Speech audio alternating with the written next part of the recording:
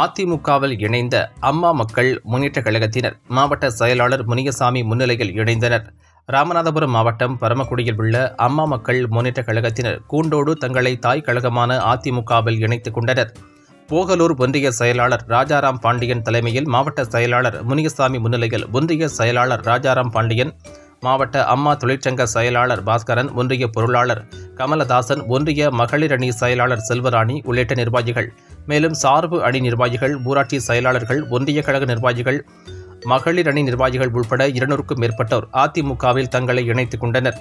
இந்நிகழ்ச்சியில் மோகனூர் ஒன்றிய செயலாளர் லோகிதாசன், முன்னாள் சட்டமன்ற உறுப்பினர்கள் டாக்டர் முத்தையா, சதன் பிரபாகர், வேந்தோனி ஒன்றிய கவுன்சிலர் சுப்பிரமணியன், மாவட்ட தகவல் தொழில்நுட்ப பிரிவு செயலாளர் சரவணகுமார், மாவட்ட மாணவர் அணி செயலாளர் செந்தில்குமார், மாவட்ட மகளிர் அணி செயலாளர் கவிதா சசிகுமார், எடப்பாடியார் பேரவை செயலாளர் விஜயகுமார், காமன்கோட்டை மாரி உள்ளிட்ட கட்சி நிர்வாகிகள் ஏராளமானோர் கலந்து கொண்டனர்.